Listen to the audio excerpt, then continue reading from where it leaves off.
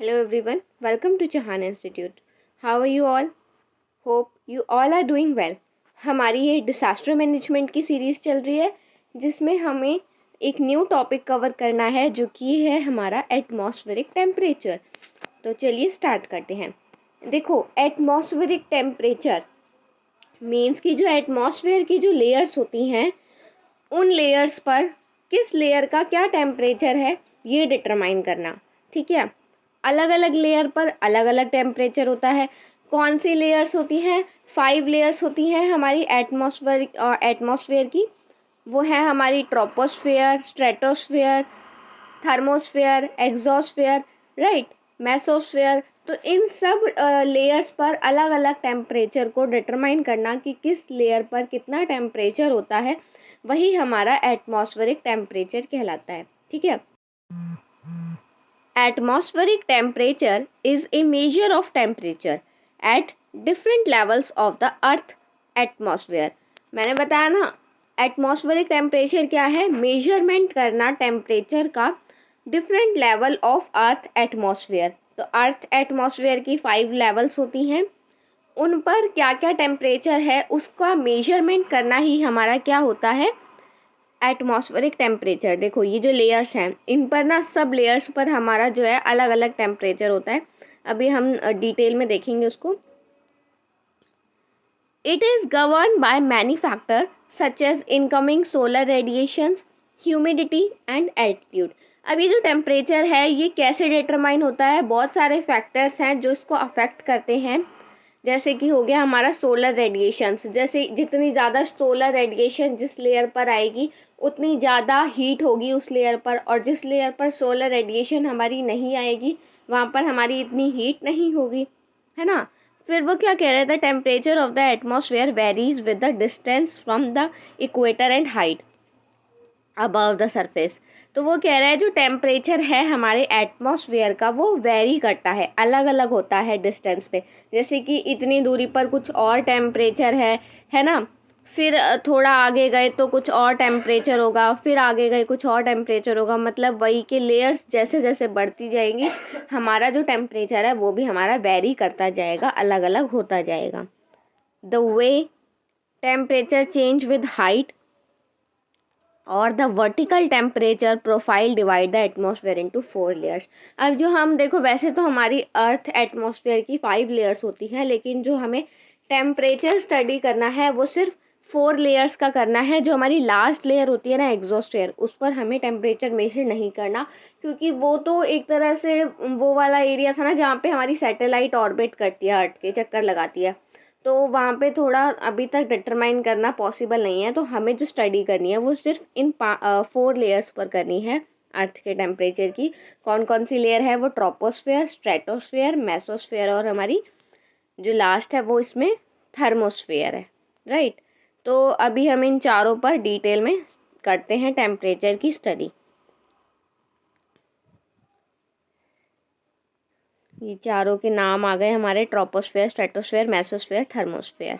अब सबसे पहले हम डिटेल में ट्रोपोस्फेयर को स्टडी करेंगे। Troposphere located from the surface of the earth is on average approximately 12 kilometre in altitude। ये 10, 11 या 12 किलोमीटर तक होता है अर्थ के एल्टीट्यूड पर, ठीक है। However, the depth of troposphere vary with time and location। Depth जो है वो वेरी करती है टाइम और लोकेशन पर, ठीक है। Next, it contains above 75% of the total mass of the atmosphere. मतलब कि 75% जो एटमॉस्फेयर की गैसेज हैं वो हमारी ट्रोपोस्फेयर में ही पाई जाती हैं, इसीलिए हम कहते हैं कि ट्रोपोस्फेयर पर हमारी जो लाइफ है वो पॉसिबल है। Almost all the water vapour in the atmosphere exist within this layer. Those weather phenomena such as cloud, fog, rain and snow occur only in this layer. क्योंकि water vapour इसी layer पर exist करते हैं, और जहाँ पर हमारे water vapours होते हैं वहीं पे हमारे क्लाउड्स बनेंगे, फॉग आएगी, रेन आएगी, स्नो आएगी। ये सारे फिर इसी लेयर पर हमारे जो हैं वो अकर करते हैं। Typically the maximum air temperature occurs near the earth surface and drop with increasing height at an average rate of 6.5 degree Celsius पर किलोमीटर। वो क्या कह रहे थे, हम समझने की कोशिश करना कि अर्थ के सरफेस के पास जो मैक्सिमम टेम्परेचर रहता है, और जैसे जैसे फिर हम ऊपर की तरफ जाते जाते हैं तो जो टेम्परेचर का जो लेयर है वो फिर टेम्परेचर जो है वो हमारा कम होता जाता है। जैसे ये हमारा अर्थ है, ठीक है, मान लो यहाँ तक हमारा जो है ट्रोपोस्फेयर है, तो यहाँ जो लोअर पे होगा ना वहाँ हमारा टेम्परेचर जो है ज़्यादा होगा। फिर जैसे जैसे वो इंक्रीज़ करता जाएगा ऊपर की तरफ तो हमारा टेम्परेचर जो है वो कम होता जाएगा, राइट। फिर वो क्या कह रहा है, if it is not cloudy, अगर क्लाउडी डे नहीं है, most of the sun radiation passes right through the atmosphere, तो जो सन की रेडिएशंस हैं वो हमारे एटमॉस्फेयर के पास आएंगी, absorb by the ground surface, जो ग्राउंड सरफेस है उनको एब्जॉर्ब कर लेगा, हीटिंग द ग्राउंड, और ग्राउंड को वो हीट कर देगा, क्योंकि क्लाउडी नहीं है, तो क्लाउडी नहीं है तो हमारी सन की रेडिएशन सीधा आ जाएंगी और हमारा क्या है सरफेस पर सीधा आएंगी, और सरफेस का जो ग्राउंड है उसको हमारे को हीट कर देगी। Air in contact with the warm ground is heated, अब जब एयर जो है वो उस ग्राउंड के कांटेक्ट में आएगी तो वो भी क्या हो जाएगी, गर्म हवा हो जाएगी, क्योंकि क्यों, ग्राउंड जो है हमारा हीट हो चुका है। Therefore, the air temperature typically lowers when moving up away from the warm ground. तो फिर जैसे जैसे हम उस ग्राउंड से ऊपर की तरफ जाते जाएंगे तो हमारा अर्थ का टेम्परेचर कम होता जाएगा, right. Now the next one is stratosphere. Stratosphere extend from 20 to 50 kilometre above the surface.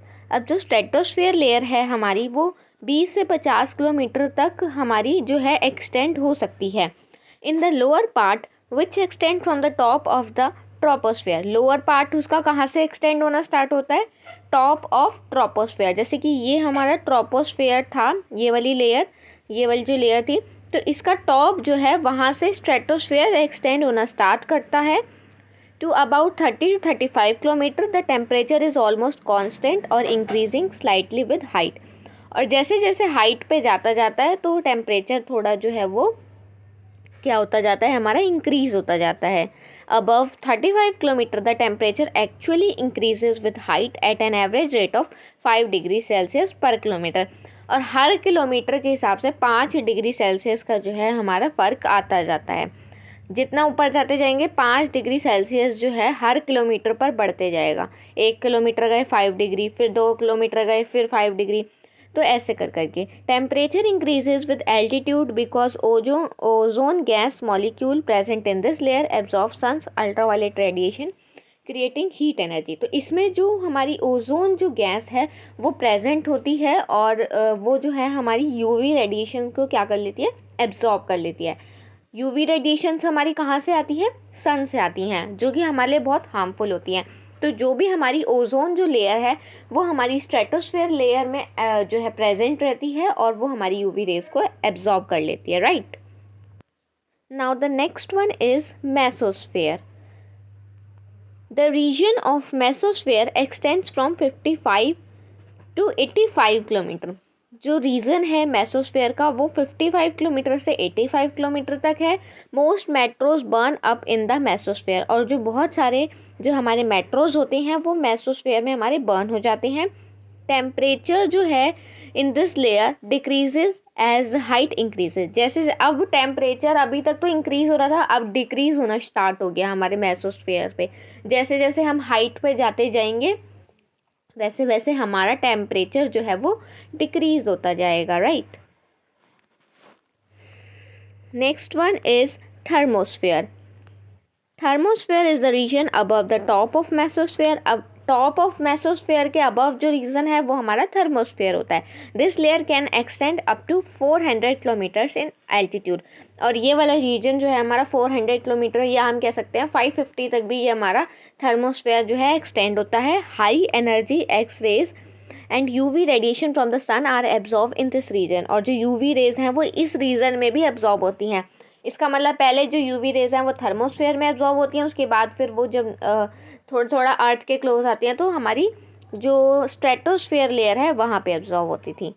The air in this region of the thermosphere is extremely thin. Air जो है बहुत थिन होती है।